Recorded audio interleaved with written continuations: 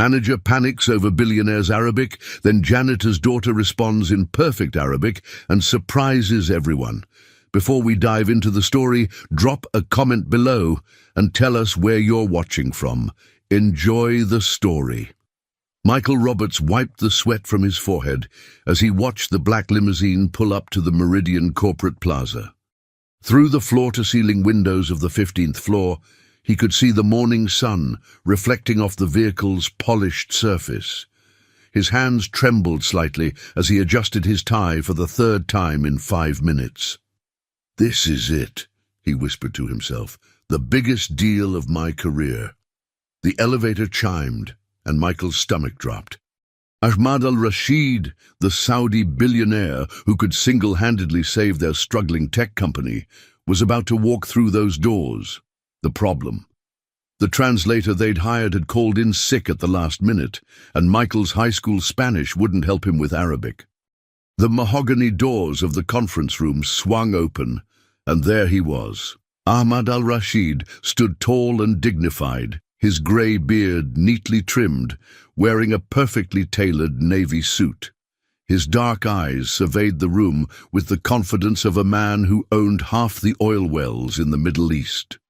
"Peace be upon you," Ahmad said warmly in Arabic, extending his hand toward Michael. Michael felt his face drain of color. The Arabic words hung in the air like a foreign song he couldn't understand. He opened his mouth, but nothing came out except a strangled, hello, welcome." Ahmad's eyebrows furrowed slightly.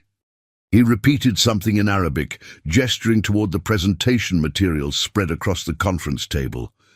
Michael could feel his career slipping away with each passing second of uncomfortable silence. I'm so sorry, Mr. Al-Rashid. Our translator." "There was an emergency," Michael stammered, his voice cracking like a teenager's. Just then, the soft squeak of sneakers on marble floor caught everyone's attention. 7-year-old Layla Martinez appeared in the doorway, her dark curls bouncing as she clutched her father's hand. Jose Martinez, the building's night janitor, was clearly trying to hurry past without disturbing the important meeting. "Papa, wait," Layla whispered, but her voice carried in the silent room. Ahmad turned toward the sound, and his stern expression softened when he saw the little girl. Then, something extraordinary happened. "Hello, sir," Layla said clearly in perfect Arabic, her small voice filling the room. "I apologize for the disturbance. Do you need help with translation?" The room fell dead silent. Ahmad's eyes widened in complete shock. Michael's jaw literally dropped open. Jose stared at his daughter as if she'd just performed magic. Ahmad knelt down to Layla's eye level, his face breaking into the first genuine smile anyone had seen from him that morning. "You speak Arabic, little one?" he asked gently in his native language. "Yes, sir. I taught myself. I love languages," Layla replied in fluent Arabic with the confidence that only children possess. Michael looked desperately between them, understanding nothing but sensing that something miraculous was happening. How could this custodian's daughter speak fluent Arabic when his million-dollar company couldn't even provide a proper translator? Ahmad stood up slowly, his gaze moving from Layla to Jose, then to Michael. The billionaire's expression had completely transformed. There was something deeper in his eyes now, surprise, curiosity, and perhaps something that looked like recognition. "This little angel," Ahmad said in accented but clear English, "just offered to help translate our meeting." Michael stood frozen as Ahmad spoke directly to Layla in Arabic, his voice gentle and warm. The 7-year-old listened intently, her small head tilting as she processed each word with remarkable focus. Her dark eyes never left Ahmad's face, and Michael could see her mentally translating before she even opened her mouth. "He says he's very impressed with your company's proposal," Layla translated, looking up at Michael with bright, confident eyes. "But he wants to know more about your commitment to family values and community support. He says in his country, business is built on trust between families, not just between companies." Michael's mind raced. This wasn't in any of their prepared talking points. Their PowerPoint presentation had focused entirely on profit margins and market penetration. Tell him that we believe in supporting working families and that our employees are our greatest asset. We provide healthcare benefits and flexible schedules for parents. Layla turned back to Ahmad, speaking fluently in Arabic. Her pronunciation was so natural that it seemed impossible she was only 7 years old. Jose stood in the corner, his weathered hands gripping his janitor's cart, watching his daughter with a mixture of pride and complete bewilderment. He'd raised this child, fed her breakfast every morning, helped her with homework, but he was discovering she had talents he never knew existed. Ahmad's response was longer this time, his hands gesturing as he spoke with increasing animation. He seemed more relaxed now, as if having a translator who truly understood both languages had freed him to express himself fully. Layla listened carefully, occasionally asking clarifying questions in Arabic that made the billionaire chuckle with genuine delight. "He wants to know about the man in the corner," Layla said, pointing to her father. "He says Papa has kind eyes and the hands of someone who works hard. He asks if Papa works here, and he wants to know if the company treats Papa fairly." Michael felt sweat beading on his forehead again. "That's Jose Martinez, our building maintenance supervisor," he said quickly, trying to make Jose's position sound more important than it actually was. Ahmad walked over to Jose with measured steps, extending his hand with the respect he might show to another executive. "You have raised a remarkable daughter," he said in English, his accent making the words sound formal but sincere. Jose shook the billionaire's hand with calloused fingers that spoke of years of hard labor. "Thank you, sir. I don't understand how she knows your language. This is the first time I've heard her speak Arabic." "Neither do I," Ahmad replied, his dark eyes studying Jose's face with curious intensity, as if trying to solve a puzzle. "But there is something familiar about both of you, something I cannot quite place." Layla tugged on Ahmad's expensive suit jacket with the casual confidence only children possess. "Sir, would you like to see the presentation now? I can help translate everything, and I promise I won't miss anything important." As Ahmad returned to the conference table, Michael noticed something strange. The billionaire kept glancing at Jose, his expression thoughtful and slightly troubled, as if trying to remember something important. And Jose, usually confident despite his humble position, seemed unusually nervous, shifting his weight from foot to foot. "Papa, why are you shaking?" Layla whispered loudly enough for everyone to hear. Ahmad's head snapped up at Jose's reaction. The janitor had gone completely pale, his face draining of color as if he'd seen a ghost. The next hour passed like a dream for Michael. With Layla's help, the presentation flowed smoother than any business meeting he'd ever conducted. Ahmad asked detailed questions about their technology, their financial projections, their expansion plans, and their employee retention strategies. But Michael couldn't help noticing that the billionaire's attention kept drifting to Jose, who remained quietly in the background, occasionally adjusting supplies on his cart, but mostly just watching his daughter with amazement. The conference room felt different now, charged with an energy that had nothing to do with business deals and everything to do with the mystery unfolding before their eyes. Layla moved between languages like a seasoned diplomat, never hesitating, never stumbling over complex technical terms that would challenge even professional translators. "Your daughter is absolutely extraordinary," Ahmad told Jose during a coffee break, his voice filled with genuine wonder. "How long has she been studying Arabic? She speaks with an accent that suggests years of formal training." Jose shifted uncomfortably, his janitorial uniform suddenly feeling out of place in the elegant conference room. Honestly, sir, I didn't know she could speak it at all until today. This morning, she left for school speaking only English and Spanish. I'm just as shocked as you are." Ahmad's eyebrows rose in disbelief. That's impossible. She speaks with the fluency of someone who has studied for years, possibly with native speakers. The grammatical structures she uses are sophisticated, advanced level. I learned from YouTube, Layla chimed in proudly, bouncing over to join their conversation. And from books at the library. Miss Patterson, the librarian, helps me find language books. She says I have a gift for picking up sounds and patterns. YouTube, Ahmad repeated, his voice incredulous. You learned Arabic from YouTube videos? Yes, I started with Spanish because that's what Papa speaks at home with me. Then I tried French because it sounds like music. Then Arabic because I met someone who needed help, and I wanted to understand them better. Arabic is the prettiest language. It's like singing when people speak it properly. Michael watched this exchange with growing amazement and a dawning realization that his Harvard MBA hadn't prepared him for this scenario. A 7-year-old child potentially saving his company's future with skills she'd taught herself using free internet resources. How many languages do you speak, little one? Ooh, Ahmad asked, kneeling to Layla's level again, his expensive suit creasing as he focused entirely on her answer. 5, Spanish, English, French, Arabic, and a little bit of Portuguese. I'm working on Mandarin next, because I want to read Chinese stories in their original language. José's face showed a complex mix of pride and worry. Layla, you never told Papa about all this studying.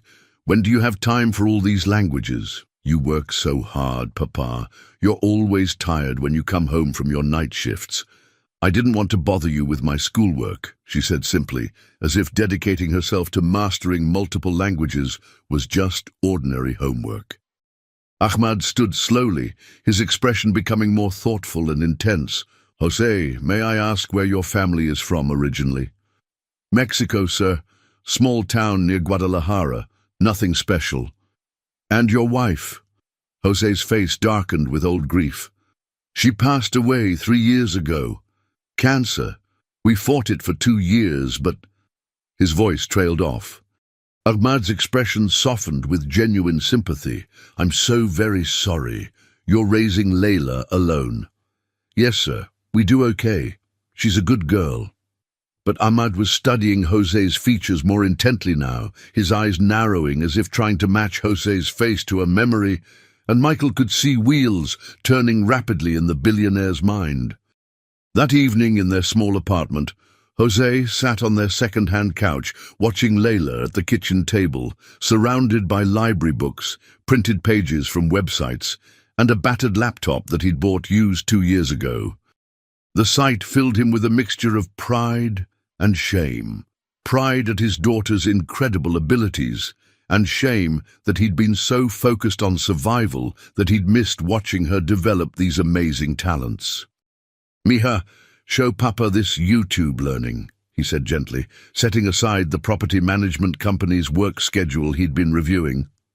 Layla's face lit up like Christmas morning as she eagerly pulled up her browser. Look, Papa. This is Professor Hassan from Cairo University. He teaches Arabic for free to anyone who wants to learn. On the screen, a kindly professor with grey hair and gentle eyes was explaining Arabic grammar using a whiteboard covered in flowing script.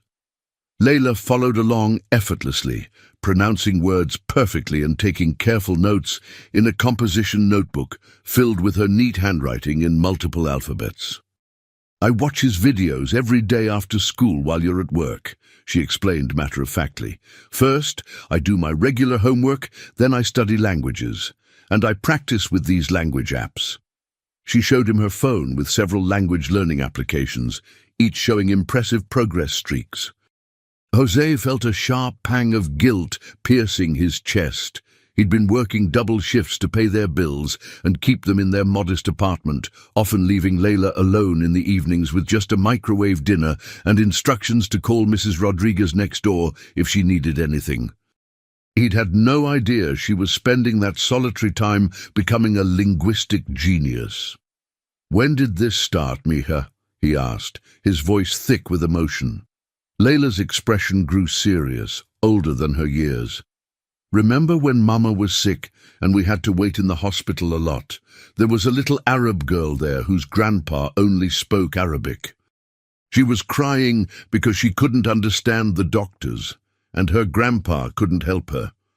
I wanted to talk to her, to help her feel less scared, but I couldn't understand anything they said. So I started learning. Jose's eyes filled with tears he tried to hide. Even at 4 years old, in the middle of her own family's crisis, Layla had wanted to comfort another child by learning their language. The generosity of spirit she'd inherited from her mother continued to amaze him. I promised myself that day that I would learn Arabic so I could help people who don't speak English, Layla continued, her voice carrying a determination that seemed impossible in someone so young. Like you help me with Spanish when I forget words or when I want to talk to Abuela on the phone. But why didn't you tell Papa about all this studying? Layla looked down at her notebook, suddenly seeming very small. You were so sad after Mama died. You still cry sometimes when you think I'm sleeping.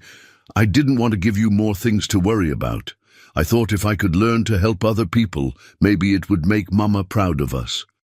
Jose pulled his daughter onto his lap, holding her tight against his chest as tears flowed freely down his cheeks. She had been protecting him, even as a child, trying to shoulder her own burdens while he struggled with grief and financial pressure. Mija, you never have to hide your gifts from Papa. I'm so proud of you I can barely breathe. Mama would be proud too. As he tucked her into bed that night, Jose couldn't shake the feeling that their meeting with Ahmad al-Rashid was going to change everything. But he had no idea just how much their world was about to transform. The next morning, Ahmad returned to the office building earlier than expected. Michael found him in the lobby at 7 a.m., chatting animatedly with Jose as the janitor finished the last of his night shift duties. The billionaire was leaning against Jose's cart as if they were old friends, completely ignoring the expensive leather chair in the waiting area. Mr. Al-Rashid, I wasn't expecting you until 9, Michael said, hurrying over while trying to button his hastily thrown-on jacket.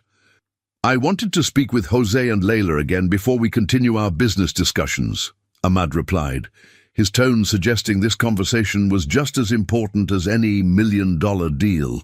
I hope you don't mind the early hour. Layla bounced over from where she'd been sitting on a lobby bench, her school backpack slung over one shoulder and her face bright with the energy only children possess in the morning. Good morning, Mr. Ahmad. Did you sleep well? Papa says you're staying at the fancy hotel downtown. Very well, thank you, and please call me Uncle Ahmad. In my culture, that's how we address family friends. Jose stiffened visibly at this request, his hand tightening on his mop handle, and Michael noticed the reaction with growing curiosity. Layla, I have some questions for you, Ahmad continued, kneeling down to her eye level. Yesterday, when you were translating, you used some very specific Arabic phrases, formal business terms and cultural expressions. Where exactly did you learn them? From the videos, mostly. Professor Hassan teaches business Arabic on Thursdays, but also from Mrs. Khalil at the corner market. She taught me how to say please and thank you properly and how to show respect to elders. Ahmad's eyes widened with interest. Mrs. Khalil? She's from Lebanon. She came here 20 years ago with her husband. She says I have a good ear for Arabic pronunciation, that I sound almost like a native speaker. Sometimes when Papa sends me to buy groceries, she speaks to me only in Arabic to help me practice. Ahmad turned to Jose with an expression of growing intrigue. Your daughter has been practicing with native speakers. You allowed this? I didn't know, Jose admitted, feeling increasingly like he'd been living with a stranger. Layla, why didn't you tell me about Mrs. Khalil teaching you? You always say not to bother people with our problems, Papa, but Mrs. Khalil likes teaching me. She says I remind her of her granddaughter back in Beirut, and that teaching me Arabic helps her feel less homesick. Ahmad's expression grew more intense, almost urgent. Jose, I need to ask you something very personal, and I hope you'll forgive my curiosity. What was your mother's maiden name? The question hit like a lightning bolt out of clear sky. Jose's face went white as paper, and he stepped back as if physically struck by the words. Why? Why do you ask that, sir? His voice came out strangled, barely audible. Please, just answer the question. It's important. Jose glanced around the lobby as if looking for an escape route, then at Layla, who was watching the adults with growing concern and confusion. His voice came out as barely a whisper. Salamanca, Maria Salamanca. Ahmad's eyes widened dramatically, and for a moment he looked like he'd seen a ghost rise from the dead before his very eyes. Ahmad stared at Jose for what felt like an eternity, his face cycling through disbelief, recognition, shock, and something that looked like profound grief mixed with joy. His hands trembled slightly as he reached into his jacket pocket. Jose, what was your grandfather's name? His voice was barely controlled, as if he was fighting to keep his emotions in check. Sir, I don't understand why you're asking these questions. Please, this is more important than you can possibly imagine. Jose glanced nervously at Layla, who was watching the adults with growing concern, her bright morning energy fading into worry. His name was Antonio Salamanca. But, sir, he died when I was very young, maybe 6 years old. Ahmad sank heavily into one of the lobby chairs, as if his legs had completely given out. Antonio Salamanca. From Guadalajara. Yes, but how could you possibly know that? My grandfather never traveled. He was just a mechanic who worked on cars in a small garage. Because, Ahmad said quietly, his voice thick with emotion, Antonio Salamanca was my business partner and closest friend, 35 years ago. The lobby fell dead silent except for the soft hum of the air conditioning. Michael felt like he was watching a movie where the plot had just taken an impossible turn that defied all logic. That's impossible, Jose whispered, shaking his head. You must be thinking of someone else. Ahmad reached into his wallet with trembling fingers and pulled out a faded, creased photograph that looked like it had been carried for decades. It showed a much younger version of himself, maybe 30 years old, standing next to a Mexican man in work clothes. Behind them rose the skeletal structure of an oil derrick against a desert landscape. Your grandfather and I discovered 3 oil fields together in Saudi Arabia in 1989. Ahmad said, his voice growing stronger with each word. He saved my life twice. Once from a gas leak that could have killed us both, and once from bandits in the desert who wanted to steal our equipment. Jose took the photograph with trembling hands, staring at the face he recognized from childhood memories. That's definitely Abuelo. But he was just a mechanic. He worked on cars in Guadalajara. He never mentioned oil fields or Saudi Arabia. He was much more than a mechanic, Ahmad said softly. He was an engineer who understood machinery better than anyone I've ever met. He was my closest friend, my brother in everything but blood. We were going to be partners for life, build an empire together. But one day he just disappeared, left Saudi Arabia without a word, without taking any of the money he'd earned. I never knew why. I spent years trying to find him. Layla moved closer to her father, instinctively sensing his distress, even though she couldn't fully understand what was happening. Papa, why are you crying? Jose wiped his eyes, still staring at the photograph that was rewriting everything he thought he knew about his family history. Abuelo used to tell me stories about the desert, about working with oil and meeting people from faraway places. I always thought they were just bedtime stories he made up. They were real, Ahmad said firmly. All of it, every word. And Jose, I think I know exactly why your grandfather left Saudi Arabia so suddenly. He paused, looking directly into Jose's eyes with an intensity that made the janitor feel like his soul was being read. Your grandmother was pregnant, wasn't she? With your father? Jose nodded slowly, his mind reeling. Antonio chose family over fortune. He came home to be with his pregnant wife instead of staying to claim his share of the oil fields we discovered together. Ahmad's voice was thick with emotion and admiration. Those fields are worth over $2 billion today. The words hung in the air like a bomb that had just exploded, changing everything. Which means, Ahmad continued, his voice growing stronger and more certain, your family is entitled to half of everything I own. Jose stared at Ahmad, as if the man had just claimed the moon was made of cheese and offered to sell him a piece. Sir, with all due respect, I think there's been some terrible mistake. My family, we're nobody special. We've always been poor. My grandfather fixed cars for farmers who could barely afford to pay him.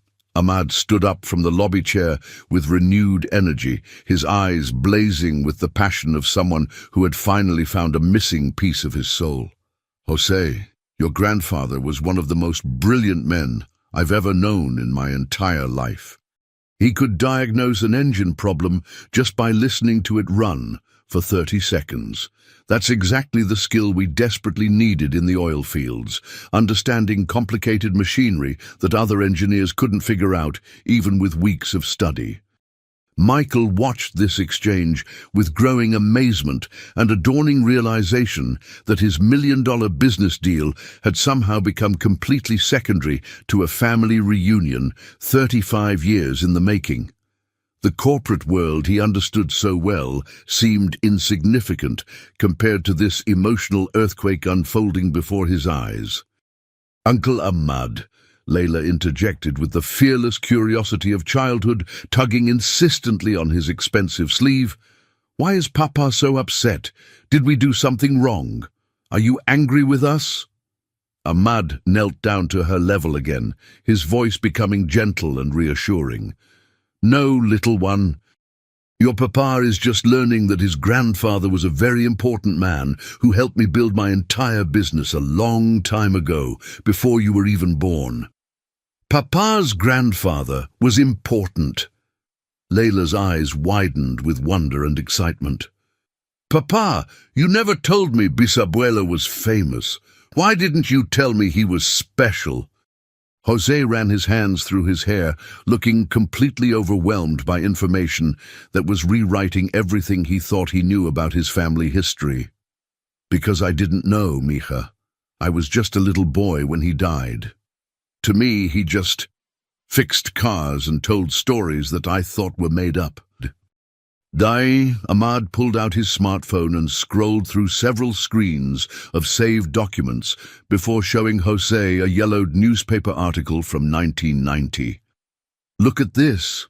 I've kept every article about your grandfather for 35 years, hoping someday I'd find him or his family.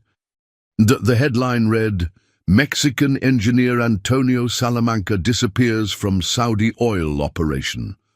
Jose read with growing shock as the article described his grandfather as a brilliant mechanical engineer whose innovative techniques had revolutionized oil extraction procedures in the harsh desert environment. This has to be a different Antonio Salamanca, Jose insisted, though his voice lacked conviction and his hands trembled as he held the phone. There must be dozens of men with that name. Jose, Ahmad said gently, his voice carrying the weight of decades of friendship. What did your grandfather always say when something was broken and everyone else said it couldn't be fixed?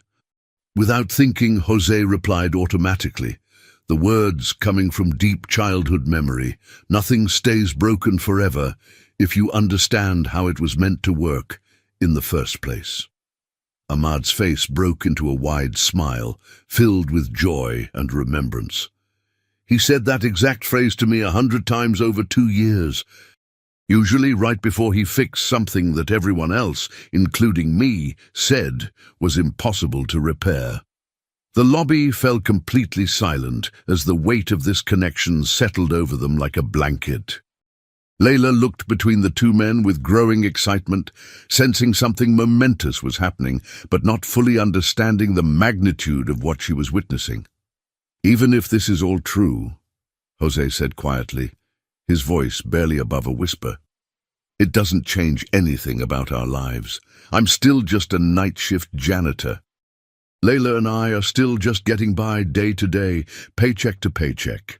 Ahmad's expression grew serious and determined, his business instincts combining with deep personal conviction. "Jose, it changes absolutely everything. Your grandfather earned his share of those oil fields with his own hands, his own brilliant mind, his own innovations. He chose love over money, family over fortune, but that money was always rightfully his, and now it's rightfully yours and Layla's." Michael finally found his voice after what felt like hours of stunned silence. "Mr. Al-Rashid, what does this mean for our business arrangement? Are we still moving forward with the investment?" Ahmad looked at him with a slight smile that suggested their business relationship was about to become far more complex and interesting. "Michael, I think our business relationship is about to become much more fascinating than either of us imagined. But first, I need to right a wrong that's been haunting me for 35 years. Jose shook his head firmly, his pride and work ethic warring with the impossible opportunity being offered. "Sir, I appreciate everything you're saying, but I can't accept money that doesn't feel like mine. I work hard for what I have. I've always worked for everything. Your grandfather worked for it too," Ahmad replied with quiet intensity. "And he earned every single penny with blood, sweat, and genius." That afternoon, Ahmad insisted on personally driving Jose and Layla to their apartment in his sleek black Mercedes. The luxury vehicle looked completely out of place in their modest neighborhood, drawing curious stares and whispered conversations from neighbors sitting on stoops and children playing hopscotch in the narrow street.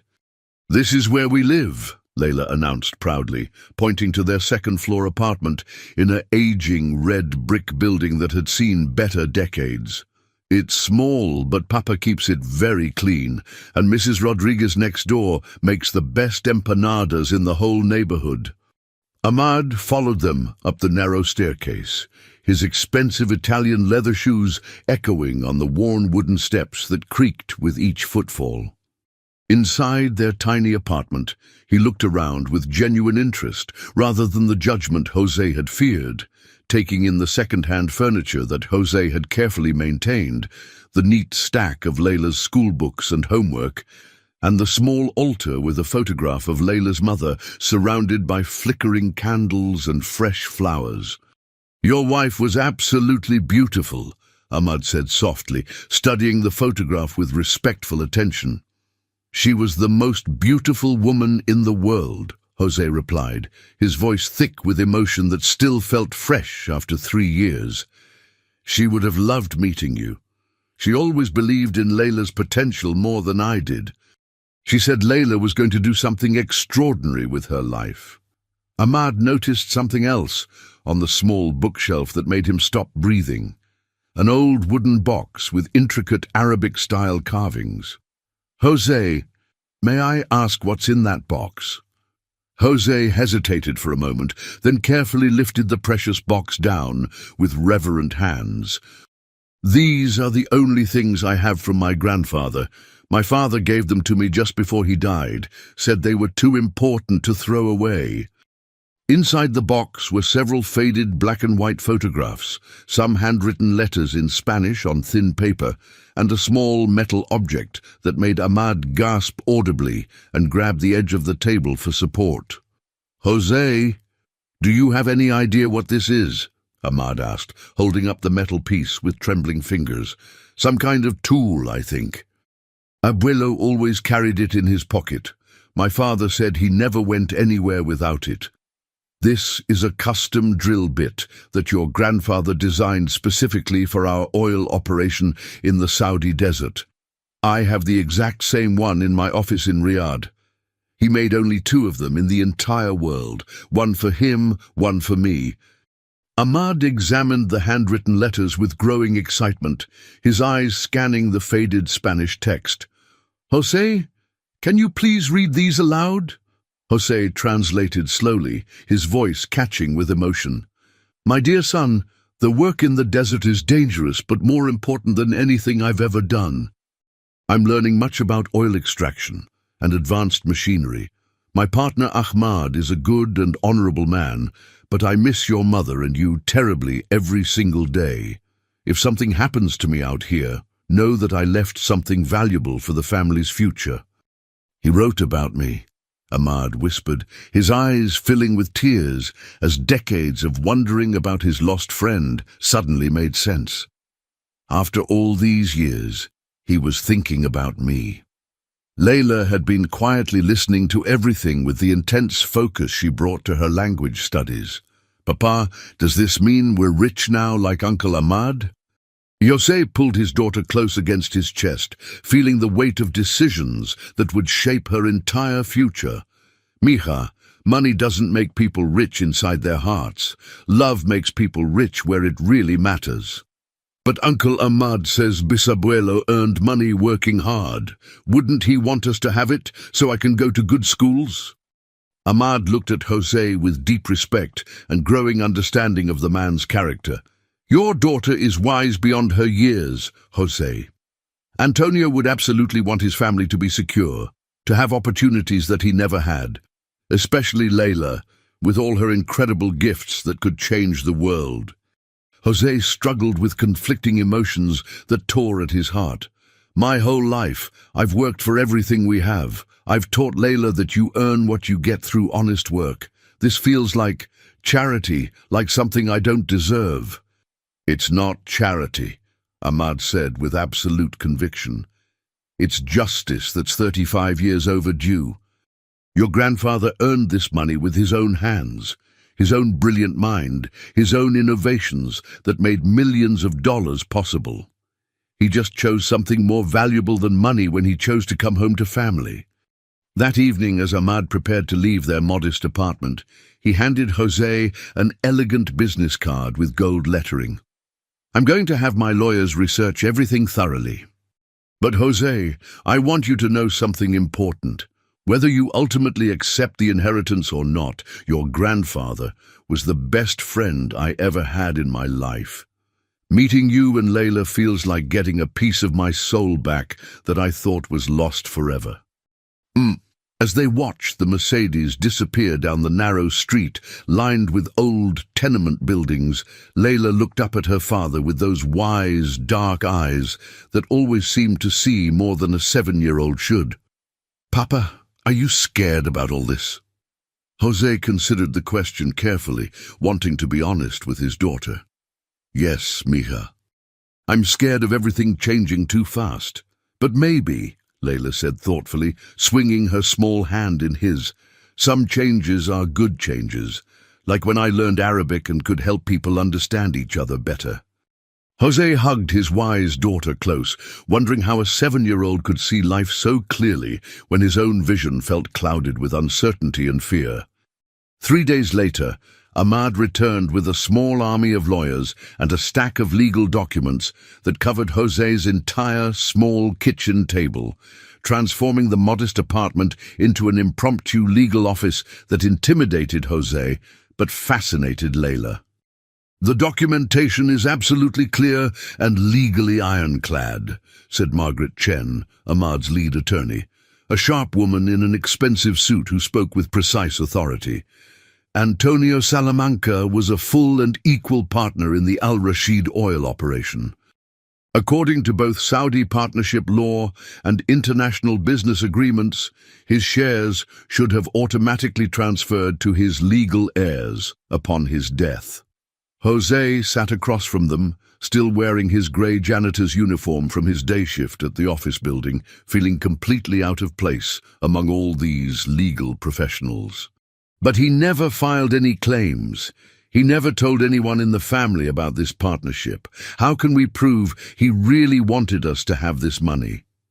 That doesn't negate his legal rights or yours as his direct descendant, Margaret explained patiently, spreading out financial documents that showed decades of profit calculations.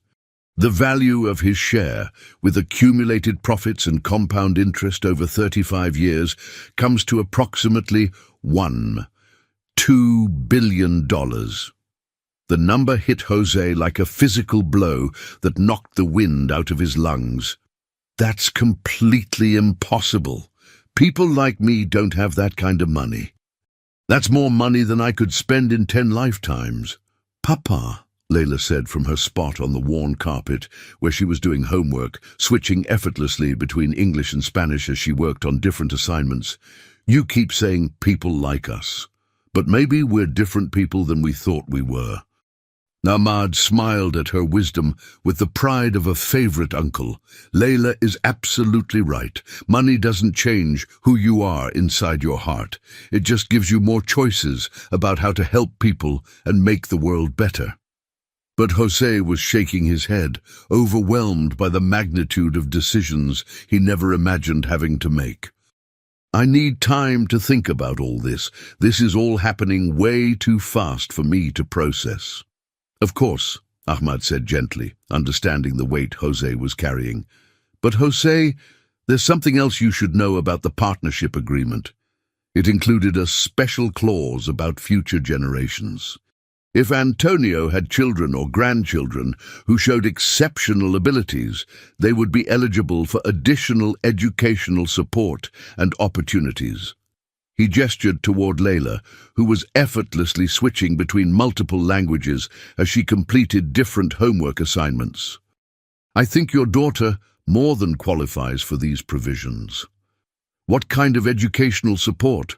Jose asked with a father's protective suspicion. The best schools in the world, private tutors for her language studies with native speakers, university anywhere she wants to go, including Oxford, Harvard, or the Sorbonne. All of it already paid for through the partnership trust, just waiting for Antonio's family to claim it. Layla looked up from her homework with excitement sparkling in her dark eyes.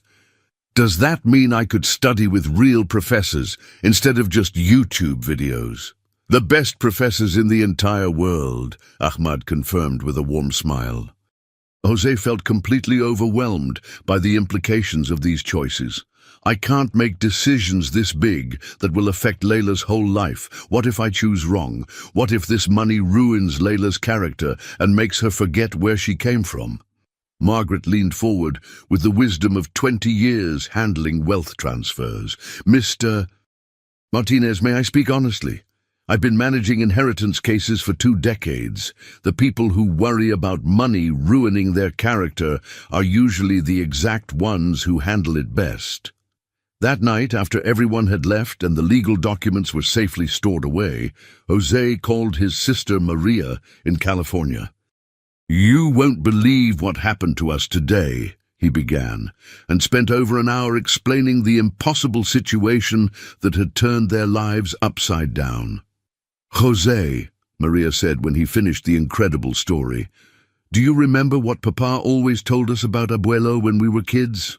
What do you mean, exactly? He always said Abuelo had opportunities to become rich in America, but he chose family instead every single time. Maybe this is Abuelo's way of saying from heaven that now you can have both. Rudy, as Jose tucked Layla into her small bed that night, she asked the question that had been weighing on her mind all day. Papa, if we accept Uncle Ahmad's money, does that mean you won't be my papa anymore? Jose's heart broke a little at the vulnerability in her voice. Mija, I will always be your papa no matter what happens. Nothing in the entire world could ever change that. Then why are you so scared about all this? Jose considered her question with the honesty she deserved. Because I'm afraid if we have too much money, people will treat us differently. I'm afraid you'll forget where you came from and stop caring about people who don't have as much. Layla thought about this seriously, her young mind working through complex ideas. But Papa, I learned Arabic so I could help other people understand each other. If we have money, couldn't we help even more people in bigger ways? Once again, his 7-year-old daughter had cut straight through his fears to the heart of what really mattered. A week later, just as Jose was beginning to cautiously accept the reality of his impossible inheritance, everything changed again in the most devastating way possible. Ahmad burst into the building lobby where Jose was methodically mopping floors during his night shift, his face grim with concern and barely controlled anger. "Jose, we have a serious problem, a very big one that threatens everything." Jose immediately set down his mop, sensing trouble in Ahmad's tone and body language. "What kind of problem are we talking about?" "My nephew Khalid has officially challenged the inheritance in court. He's claiming that the partnership with your grandfather was never legally valid and that all the money should stay permanently in the Al-Rashid family bloodline." Jose felt a confusing mixture of relief and disappointment washing over him. Maybe that's for the best. Maybe this whole thing was too good to be true from the beginning. "Absolutely not," Ahmad said firmly, his voice carrying the authority of a man accustomed to fighting for what's right. "This is about pure greed and family politics, not justice or legal truth. Khalid has been waiting for me to die so he can inherit everything without sharing. The idea that you have a legitimate claim threatens his entire future plans." Layla appeared from behind Jose, having just gotten off the school bus and still wearing her pink backpack. "Uncle Ahmad, why do you look so angry? Did someone hurt your feelings?" Ahmad knelt down to her level, trying to control his emotions for her sake. "Someone in my family is trying to say that your great-grandfather didn't really earn the money I want to give you and your papa. But that's not fair at all," Layla said, with the clear moral vision that only children possess, her voice rising with indignation. "If Bisabuelo worked hard for the money, then he earned it fair and square. I agree completely, little one, but now we have to prove it in court with lawyers and judges." Jose felt his stomach sink with dread. "Court? I can't possibly afford lawyers to fight against billionaires with unlimited resources." "You won't need to worry about that," Ahmad said decisively. "I'll handle all the legal costs the best attorney's money can buy. But Jose, there's something else you need to know. Khalid has hired private investigators to dig deep into your background. They're trying to find anything they can use to discredit your claim." "What kind of things are they looking for?" "They." Ahmad hesitated, clearly uncomfortable with what he had to say. "Immigration status, employment history, anything that might make you look unworthy of the inheritance in front of a judge." Jose's face hardened with righteous anger. "I'm a legal resident. I've never broken the law in my life. I work hard and pay my taxes on time every year." "I know that, and I believe in your character completely, but they're also questioning Layla's abilities. They're claiming that a 7-year-old couldn't possibly speak Arabic as fluently as she does without some kind of elaborate fraud or coaching." This made Jose angry in a way that threats to himself never could. "They think my daughter is lying about her language skills. They want to test her formally, complete examination by university linguistics professors to prove her abilities are real." Layla tugged on Ahmad's sleeve with complete confidence. "Uncle Ahmad, I'm not afraid to take any test they want to give me. I know I can really speak Arabic, and I can prove it." Ahmad looked at Jose with respect for the difficult choice ahead. "The decision is entirely yours, my friend. We can fight this legal battle, but it won't be easy or quick. Khalid has unlimited resources and no moral boundaries about what he'll do to win." Jose looked down at his daughter, who gazed back at him with complete trust and confidence in his decision-making. She believed in herself, and she believed in the truth. "What would happen if we don't fight this challenge?" Jose asked. "Khalid gets everything. And the world never knows that Antonio Salamanca was one of the most brilliant engineers in the oil industry, or that his family deserves recognition for his contributions.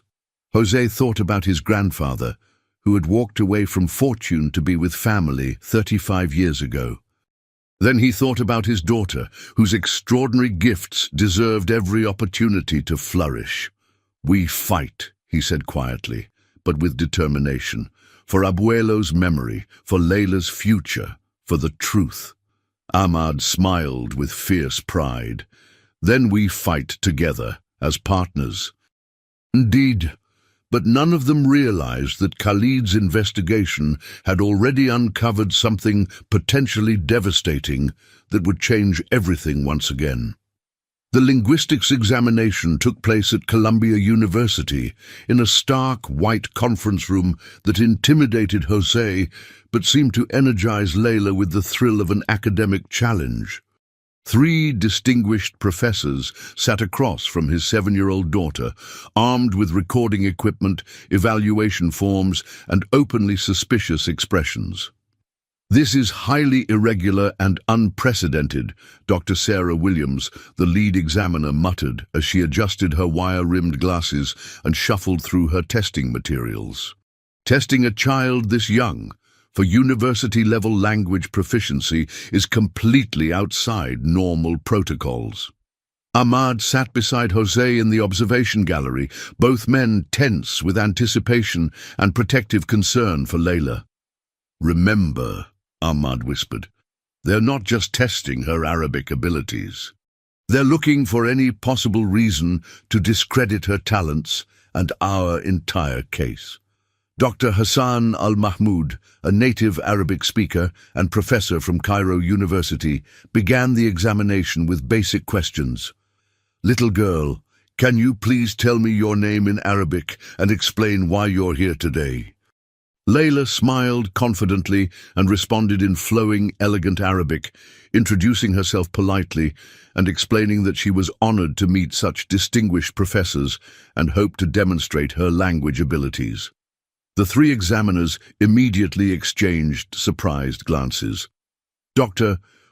Al-Mahmoud continued with increasingly complex questions, advanced grammar structures, sophisticated vocabulary, cultural contexts, regional dialects, and literary references. Leila answered each one not just correctly, but with the nuanced sophistication of someone who truly understood the language's deep cultural meanings. After 2 intensive hours of rigorous testing that would challenge graduate students, the professors huddled in whispered conference, occasionally glancing at Leila with amazement. "Doctor." Williams finally addressed the room with professional authority. "In 30 years of teaching linguistics, I have never encountered a child with this level of natural language ability. Leila Martinez demonstrates not just fluency, but cultural understanding and grammatical sophistication that typically requires years of intensive immersion study." Dr. Al-Mahmoud added with genuine admiration, "Her accent is remarkably authentic for a non-native speaker. She has somehow absorbed pronunciation patterns and cultural nuances that are extremely difficult for even adult learners to master." José felt a surge of pride so intense it brought tears to his eyes. Ahmad squeezed his shoulder in shared triumph and support, but their moment of celebration was suddenly interrupted when Margaret Chen burst into the room with urgent, devastating news. "Ahmad, we have a major problem. Khalid's investigators found something serious." Ahmad's face immediately darkened with concern. "What kind of something?" "Udu, they discovered that Antonio didn't just leave Saudi Arabia because his wife was pregnant. There was another reason, and it's not good." The room fell completely silent. José felt ice forming in his stomach as dread washed over him. "What reason?" Ahmad asked quietly, dreading the answer. Margaret hesitated, clearly uncomfortable delivering this bombshell news in front of José and Leila.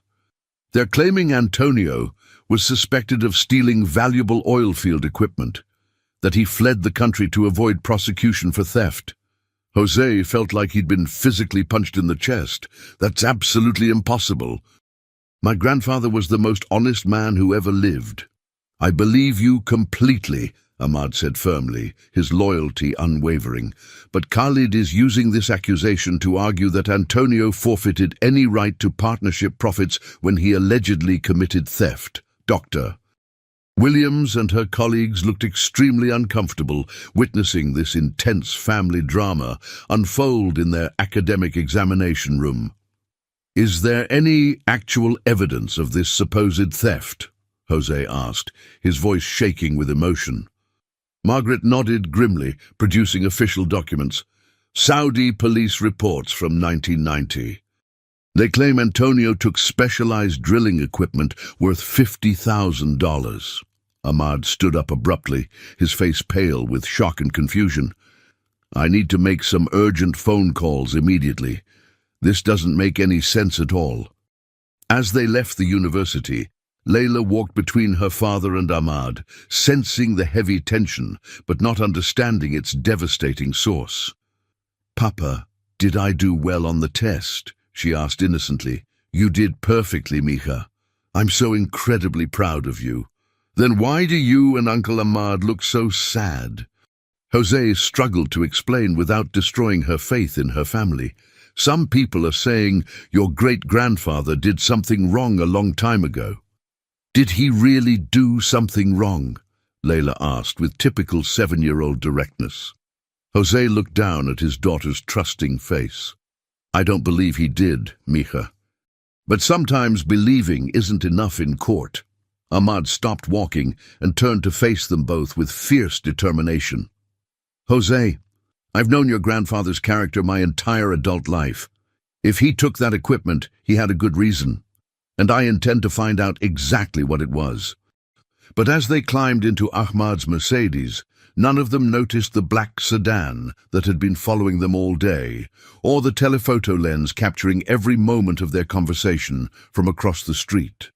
Khalid al-Rashid was building his case methodically, and he was prepared to completely destroy Antonio Salamanca's memory and his family's future to protect his own massive inheritance. The courtroom was packed with reporters, lawyers, and curious onlookers as the inheritance case reached its dramatic conclusion. Jose sat next to Ahmad at the plaintiff's table, his hands folded tightly in his lap, while Khalid al-Rashid smirked confidently from across the aisle, surrounded by his expensive legal team. Judge Patricia Morrison called for order as she reviewed the final evidence. This court has heard testimony about Antonio Salamanca's partnership with Ahmad al-Rashid, as well as serious allegations of theft. Before I render my decision, are there any final statements? Khalid's lead attorney stood triumphantly. Your Honor, the evidence clearly shows that Antonio Salamanca fled Saudi Arabia with stolen equipment worth $50,000. A thief cannot claim partnership rights. Ahmad's attorney was about to respond when the courtroom doors burst open. An elderly man with a walking cane slowly made his way down the aisle, supported by a younger woman who was clearly his daughter. Your Honor, the old man called out in accented English, I have information about Antonio Salamanca that this court needs to hear. Judge Morrison looked surprised. And you are? My name is Mahmoud al-Kindi. I was the site supervisor in Saudi Arabia in 1990. I know exactly why Antonio took that equipment. The courtroom erupted in whispers. Khalid's face went pale as his confident smirk disappeared. Proceed, Mr. al-Kindi, the judge said. The elderly man's voice carried clearly through the silent courtroom. On March 15, 1990, our oil rigs suffered a catastrophic pressure buildup. The safety systems failed, and we had a massive gas leak that threatened to kill everyone on site. The regular evacuation equipment was broken. Ahmad leaned forward, remembering that terrifying day with crystal clarity. Antonio Salamanca took that drilling equipment without permission. Mahmoud continued, because it was the only thing that could bore an emergency release valve to prevent an explosion that would have killed 43 workers. Jose felt his heart pounding as the truth finally emerged after 35 years. He worked for 18 hours straight in deadly conditions, using that equipment to save every life on that rig. When the emergency was over, Antonio was exhausted and covered in oil. He said he was going home to his pregnant wife and never coming back to the desert. Mahmoud's daughter helped him turn toward Jose. Antonio Salamanca didn't steal anything. He borrowed equipment to perform the most heroic act I witnessed in 40 years in the oil industry. The courtroom was dead silent. Ahmad had tears streaming down his face as memories flooded back. "I tried to stop him from leaving," Ahmad said, standing up, his voice breaking with emotion. "I begged him to stay, to claim his share of the profits. But Antonio said his family was worth more than all the oil in Saudi Arabia." Judge Morrison looked at Khalid, whose expensive legal team was frantically whispering among themselves. "Mr. Al-Rashid, do you have any response to this testimony?" Khalid stood slowly, his arrogance completely deflated. "No, Your Honor." "Then this court finds that Antonio Salamanca was a full and equal partner in the Al-Rashid oil operation, and that his actions in 1990 were heroic, not criminal. His inheritance rights transfer fully to his grandson Jose Martinez and great-granddaughter Leila Martinez." The gavel's bang echoed through the courtroom as reporters rushed toward Jose and Ahmad. Outside the courthouse, Leila ran to her father with pure joy. "Papa, does this mean Bisabuelo was a hero?" "Yes, mija," Jose said, lifting her up and spinning her around. "Your great-grandfather saved 43 lives." Ahmad approached them with a document folder. "Jose, there's one more thing. I've been thinking about what to do with the partnership moving forward." Jose looked at him curiously. "I want to establish the Antonio Salamanca Foundation for Educational Excellence. Half the inheritance will go to your family, and half will fund scholarships for children like Leila, kids with extraordinary abilities who need opportunities." Leila's eyes sparkled with excitement. "Can we help other kids learn languages like I did?" "All the languages you want to teach," Ahmad promised. 6 months later, Jose stood in the offices of Martinez Al-Rashid Educational Enterprises, watching Leila conduct her first online Arabic lesson for children around the world. She had become the youngest language instructor in history, teaching kids in 12 countries through their foundation's programs. "Papa," Leila said during a break between lessons, "do you think Bisabuelo would be proud?" Jose looked at his daughter, confident, brilliant, and using her gifts to help others, and then at the framed photograph of Antonio Salamanca that now hung prominently in their office. "I think, mija, that your great-grandfather chose family over fortune because he knew that love creates the greatest wealth of all. And now, thanks to Uncle Ahmad, we have both." Ahmad appeared in the doorway, smiling at the scene. "Antonio always said that understanding how things work is the key to fixing what's broken. I think he'd be amazed to see how his choice to save those workers ended up saving so many children's futures." As Leila prepared for her next lesson, Jose realized that sometimes the most valuable inheritance isn't money. It's the courage to choose love, the wisdom to help others, and the faith that doing the right thing always leads to something beautiful. Antonio Salamanca had left his family more than money. He had left them a legacy of heroism, compassion, and the knowledge that true wealth comes from the lives you touch and the love you share. And in a small apartment where it all began, Mrs.